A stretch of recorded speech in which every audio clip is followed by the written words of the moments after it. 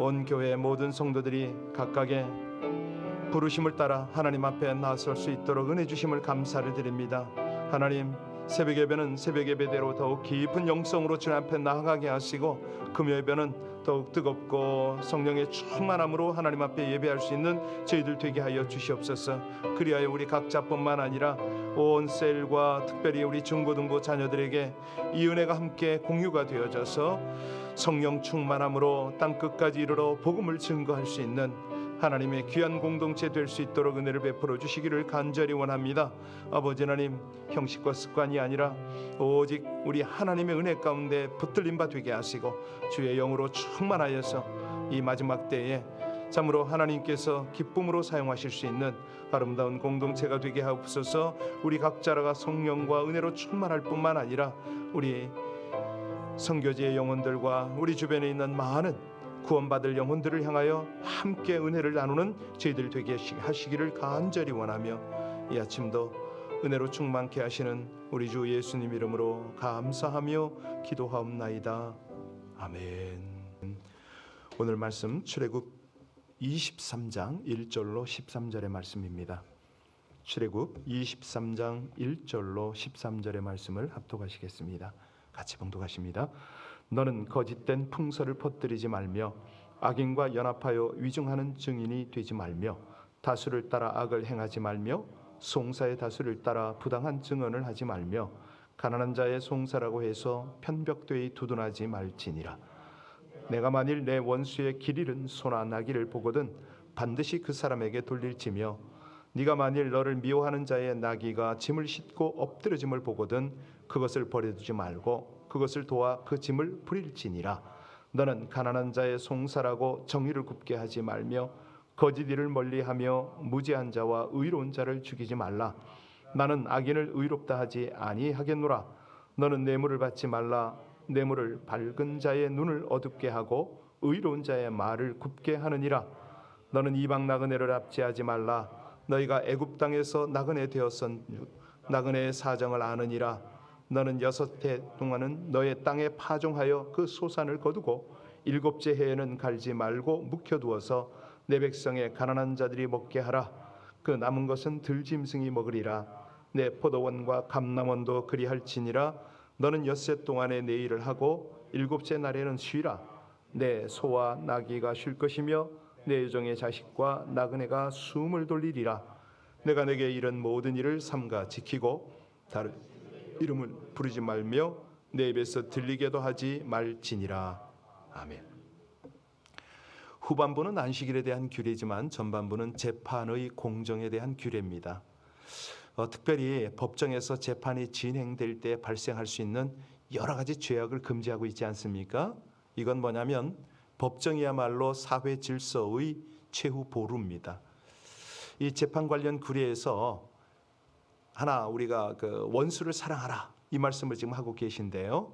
이것은 재판은 하되 평화롭고 살기 좋은 질서 있는 사회를 만드는 힘이 바로 사랑의 실천에서 나온다. 이 메시지를 던지고 계십니다. 자, 오늘 본문을 통해서 하나님께서 주시는 구체적 교훈을 살펴보겠는데요. 1절을 우리 다시 한번 봅니다. 1절 같이 읽겠습니다. 너는 거짓된 풍설을 퍼뜨리지 말며 악인과 연합하여 위증하는 증인이 되지 말며. 여기 보니까 이 거짓된 풍설, 헛된 소문 이거 아닙니까? 험악한 풍설이죠. 일종의 유언 비어입니다. 특정한 사람 비방하고 그 사람에게 해를 끼치기 위해서 거짓으로 만들어낸 이야기. 이건요, 그 대상이 되는 사람에게는 아주 심각한 타격을 주지 않습니까? 거기서 헤어나오기가 어렵습니다. 곤경에 처하게 되는 거죠. 그래서요, 이 선거철이 되면은 연예인들도 그렇고 남 잘 되는 걸 보지 못하는 이런 사람들이 악에 찬 소문을 만들어서 퍼뜨립니다. 자, 우리가 이런 어떤 선거철만 되면 자주 듣게 되는 이런 풍설들, 이런 소문들, 이거는요 단지 개인만 해치는 게 아니지 않습니까? 사회 전반에 걸쳐서 불신풍조를 만들어내거든요. 그래서 자칫하면은 사회 기반을 송두리째 무너뜨릴 수가 있습니다. 그래서 이건 어떻게 보면 총칼이나 폭력보다 더 무섭고 사악하다. 그래서요, 우리 그리스도인들이 참 주의해야 되는 게, 남들이 하도 이렇게 비난하잖아요, 비방하잖아요. 절대 거기에 휩쓸려서는 안 됩니다. 아니, 저 사람이 진실만을 말하는가, 이거를 꼭 살펴야 됩니다. 우리가 진실만을 말하게 될 때 물론 자신에게 불이익이 돌아올 수도 있죠. 그런데 눈앞의 이익을 위해서 거짓말을 하는 것이 궁극적으로는 자기에게 해가 되지 않습니까? 결국은 거짓말을 하면 자기가 해를 받거든요. 그래서 우리 그리스도인들은 다른 사람을 모함하는, 해치기 위한 그런 어떤 말에는 절대로 거기에 개입을 해서는 안 된다는 거죠. 피터 대저가 그런 말을 해요. 자기 앞에서 남을 비방하는 신하를 보잖아요. 그러면 그 입을 가로막습니다. 예, 그건 그렇고 그 사람에게 좋은 점은 없는가? 경히 그 사람에게 발견한 뛰어난 점이 있다면 들려주시오. 나는 그 흙탕물을 나에게 튀기기가 싫소. 그렇게 이야기했다는 거 아닙니까? 그렇습니다. 우리가요, 남을 모함하는 말은 그 인격에 먹칠을 하는, 그런 꼴이 되는 거죠. 그래서 할 수만 있으면 상대의 좋은 점을 찾아서 그것을 부각시켜주는 그런 삶을 살아라. 2절 볼까요? 2절 같이 읽겠습니다. 다수를 따라 악을 행하지 말며 송사의 다수를 따라 부당한 증언을 하지 말며. 하나님께서 특별히 이런 규례를 말씀하신 이유가 뭐죠? 사람이 살아가는 사회 속에서요, 다수라는 이름으로 행해지는 악이 너무 많다. 이거 하나님 분명히 하시거든요. 성경에 다수의 여론을 따라서 악을 행한 경우가 얼마나 많습니까? 얼마나 많은 군중들이 소리 지르고, 그랬더니 빌라도는 그 군중에 굴복을 하잖아요. 그래서 판결을 그렇게 내리잖아요. 실제로 사람들은요, 많은 사람들이 그렇게 휩쓸려 다닙니다. 이 사람 저 사람이 옳다 그러면 그게 진짜 옳은 줄 알고, 가령 모세가 시내산에서 하나님으로부터 계명을 받고 있을 동안에 이스라엘 백성들이 어떻게 합니까? 아론에게 금송아지로 우상을 만들어 달라고 요구를 했어요. 그랬더니 그 대부분의 사람들이 다 그렇게 그냥 압력을 가하니까 아론도 그게 당연한 거다, 이런 생각을 하잖아요. 그런가 하면 그것이 악인 줄 알지만 많은 사람들이 그렇게 하니까 따라가지 않으면 자기에게 해가 올까 봐 아론이 꼭 그런 모습이죠. 우리가요, 사회 속에 살다 보면 정말 이런저런 일 많이 접하게 됩니다. 그럴 때 우리는 어떻게 행동해야 되느냐? 우리가 다른 사람들처럼 똑같이 다수가 행동하면 따라도 하고 손에 입는 것이 두려워서 잘못인 줄 알면서도 악을 행하겠느냐? 오늘 하나님께서는 그 지적을 지금 우리에게 하고 계십니다. 3절 볼까요? 3절 같이 읽겠습니다.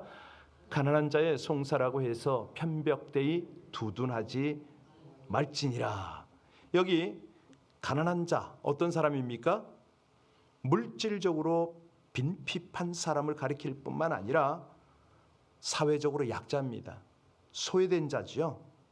여기 편벽되이라는 말은요, 지나치게 한쪽으로 기울어진다, 이런 뜻이잖아요. 이 가난한 자의 송사라고 편벽되이 두둔하지 말라.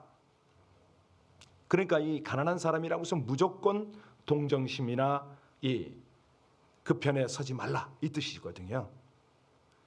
재판관이 재판을 할 때 가난한 자고 사회적 약자라고 해서 단지 그 이유만으로 유리한 판결을 내릴 수 없다, 이걸 분명히 하시는데, 이 법정에서요, 빈부에 관계없이 반드시 공의가 실현되어야 한다, 이 말씀입니다.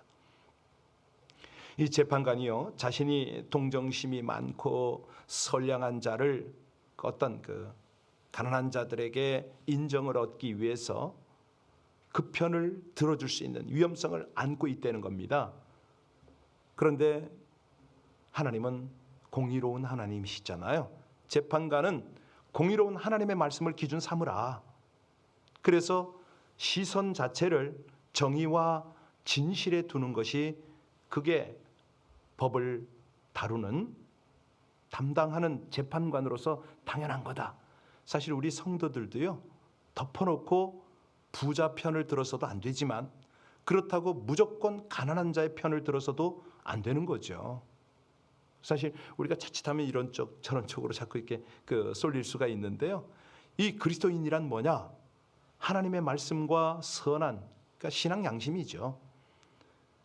그 양심을 따라서 가난한 자든 부자든 가리지 말고 공정하게 대하라, 이 말씀입니다. 4절 5절 보겠습니다. 4절로 5절 말씀 같이 봉독하십니다. 네가 만일 네 원수의 길 잃은 소나 나귀를 보거든 반드시 그 사람에게 돌릴지며, 네가 만일 너를 미워하는 자의 나귀가 짐을 싣고 엎드러짐을 보거든 그것을 버려두지 말고 그것을 도와 그 짐을 부릴지니라. 이 원수에 대해서 사랑을 베풀라는 가르침을 성경 전체를 통해서 자주 나타나는 그런 교훈이잖아요. 그런데 본문에서는 또 다른 관점에서 규례를 지금 말씀하십니다. 그게 뭐죠? 사회를 평화롭고 살기 좋은 곳으로 만들 수 있는 방법이 뭐냐 이거죠. 이게 바로 사랑의 실천인데, 원수나 평소에 미워하는 사람이 곤경에 빠진 것을 보고도 모르는 척하고 지나간다면 상대편 마음이 어떻겠냐 이거예요. 아마도 자신의 잘잘못을 따지기 전에 또 다른 다시 한번 미움과 복수심을 갖게 될 거 아닌가, 이걸 지금 지적하셨습니다.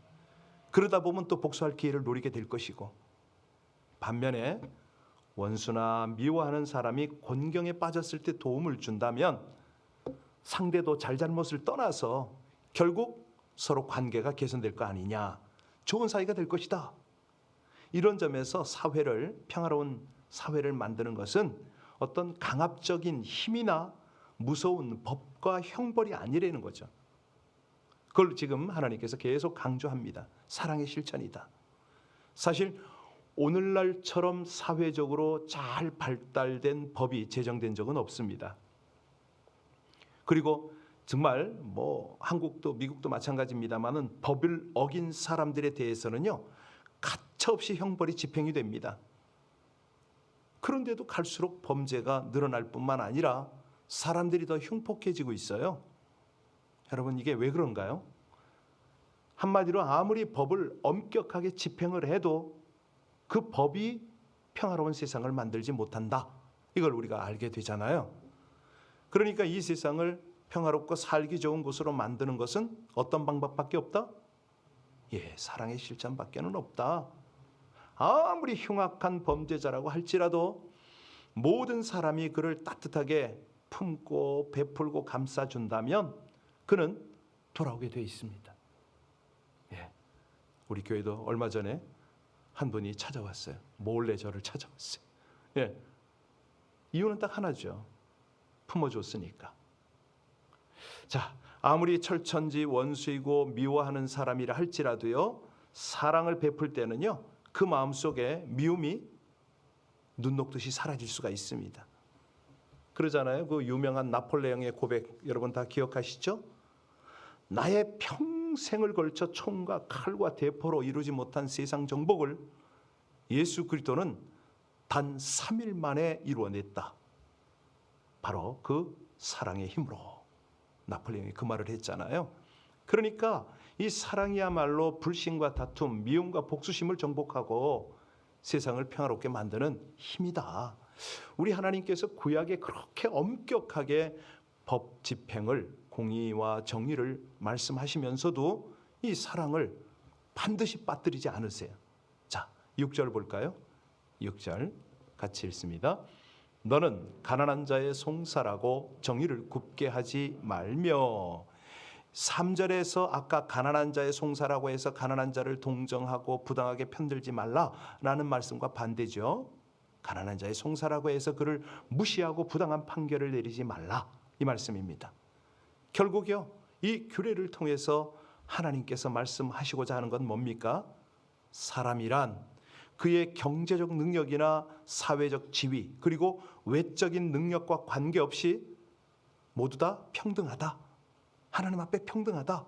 이걸 강조하십니다. 그래서요, 우리가 사람들의 외모를 보고 선입견이나 편견을 가질 수가 있거든요. 하나님은 다시 한번 강조합니다. 모든 사람을 평등하게 대하라. 물론 오늘날 세상 법률도 모든 사람이 평등하게 대우받아야 한다 규정을 하고 있습니다. 그런데요, 실제로는 그렇습니까? 아니잖아요. 우리가 지금 인종차별 때문에 아시안들이 얼마나 지금 어려움을 당합니까? 그런데 그전에는요, 흑인과 백인 간의 인종 갈등이 있었거든요. 이런 것들이 계속 바닥에 있기 때문에 이게 하나님의 계속 권면을 받을 수밖에 없습니다. 우리 한국도 그 좁은 땅덩어리에서 뭐 지역 출신 따지고, 중국은 더더욱 그렇더라고요. 뭐 학교 출신 따지고, 그래서 차별 대우하고, 배운 사람 못 배운 사람 뭐 무시하고, 돈 있는 사람은 또 가난한 사람 무시하고, 높은 지위에 있는 사람은 낮은 지위에 있는 사람들을 무시하고, 뭐 이런 일들이 풍토가 많잖아요. 그런데 하나님은 이 부분에 대해서 분명히 말씀하십니다. 하나님의 창조 원리를 거스리는 죄악이다. 하나님께서는요, 가난하든 부자든 배웠건 배우지 못했건 우리 하나님께서 무시하는 적이 없으십니다. 똑같이 대우를 하시죠. 다 각각의 지체다. 우리 신약 성경에 오면 얼마나 그 말씀을 강조하십니까? 손이 발더러, 아니 귀가 눈더러, 너는 필요 없다고 어찌 말할 수 있겠느냐? 우린 다 똑같은 지체다. 강조를 하십니다. 그래서 우리가 편입견 없이 선입견 없이 그냥 그렇게 서로를 대하는 것을 훈련받아야 된다는 거죠. 8절 봅니다. 8절 같이 읽습니다. 너는 뇌물을 받지 말라. 뇌물은 밝은 자의 눈을 어둡게 하고 의로운 자의 말을 굽게 하느니라.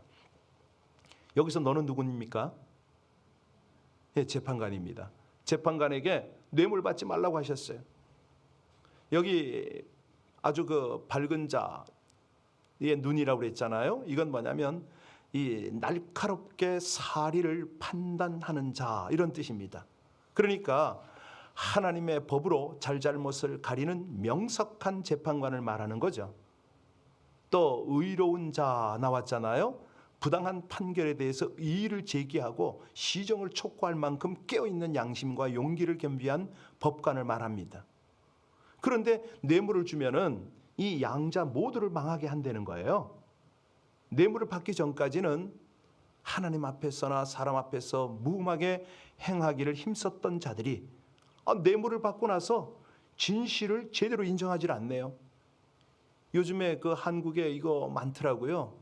뭐 법무부 차관이고 무슨 대법관을 지내고 퇴임을 하면은 뭐 예전 선임 뭐 예우라나요? 뭐 이래가지고 사건이 거기 배당이 되게 되면은 엄청난 수임료를 받고 죄를 감해주거나 또 피해자를 고통스럽게 만들어버리는 이런 일들이 참 많습니다. 돈 벌려고, 자기 나와서 이제 뭐 한 건 하려고. 그러니까 사람들은 또 막 법관 하다가 퇴임하는 그 사람 앞에 줄을 쓰잖아요. 뇌물 받고 진실을 제대로 인정하지 않고 그릇된 판단과 비뚤어진 재판을 일삼게 된다는 겁니다. 참 이런 것들이요, 너무 심각한 거죠. 뇌물이 사람의 눈을 흐리게 하잖아요. 명철한 사람을 어리석게 만들잖아요. 결국은 죽이는 거죠. 그래서 우리 하나님께서 분명히 말씀하십니다. 뇌물을 절대로 받지 말라. 뇌물의 유혹은요, 처음부터 멀리 해야 되고 또 단호히 물리쳐야 된다. 이걸 가르치고 계십니다. 근데 이제 뇌물이 그냥 뇌물입니다 이렇게 오면 다 알죠. 처음부터 그렇게 오나요? 아니잖아요. 어떻게 옵니까? 뇌물도 순서가 있습니다.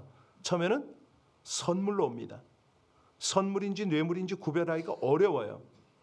그러나 뇌물과 선물은 엄연히 다릅니다. 여러분, 선물이 선뜻 주는 거가 선물인 거 아시죠? 뇌물은요, 뇌를 굴려가면서 주는 게 뇌물. 예. 그러니까 무엇보다도 어떤 기대의 효과를, 어떤 기대 효과를 바라고 주는 것이 있다면 틀림없이 뇌물인 거죠. 그래서 욥기서에도 그런 말씀이 있어요. 사곡한 무리는 결실이 없고 뇌물을 받는 자의 장막은 불탈 것이라. 이 뇌물이 많은 나라가요, 공산국가입니다. 그래서 북한에 그런 말이 있어요. 보이부가 세거든요. 한국으로 말하면 안기부쯤 될까요? 보이부 보호받고 먹고, 안전부 안전하게 먹고, 또 뭐더라? 하여튼 그래가지고요. 아주 말이 그렇게 있어요. 중국에는 말할 것도 없고요. 거기는 뭐 이 뇌물 받는 스케일이 장난이 아닙니다. 여러분 중국에 혹시 고궁에 가보셨는지 모르겠는데 고궁 스타일로 그걸 약간 축소해가지고 집을 지은 그런 고관들이 더러 많아요. 제가 그런 곳을 한두 번 가봤는데요. 이게 뭐 입이 떡 벌어져. 근데 그것이 어떻게 그렇게 되느냐? 공산당 청렴결백이라고 강조를 하잖아요. 근데 가보면은 집안에 어마어마한 현금과 금덩어리 뭐 외형으로도 어마어마합니다. 스허웬이라고 그러는데요. 이 사하본이라는 중국 주택이 있어요. 거기는 아예 창문이 전혀 없습니다. 바깥으로 은밀하게 아주 나쁜 말로 하면 은큼한 이런 모습들이 거기 있습니다. 오늘 하나님의 백성인 성도는 어떤 일이 있어도 구분 재판하면 안 되고 뇌물 받아서는 안 된다. 이걸 하나님은 말씀하십니다. 성도가 누굽니까? 이 땅에 하나님의 공의를 나타내 보여야 할 사명을 받은 자들 아닙니까? 그런 우리가 이 불의한 일을 저지르거나 거기에 동참한다. 이건 하나님의 백성일 수가 없지요. 비록 우리가 은밀하게 뇌물을 주고받음으로 다른 사람이 없다고 할지라도, 모른다고 할지라도 하나님은요 그 더럽고 부정한 손을 다 보고 계십니다. 결과가 뭡니까? 공의로 심판을 하시죠. 그래서 매사가 우리 주님을 따르는 겁니다. 오늘 본문 말씀은 공정한 재판에 대한 교훈이었습니다.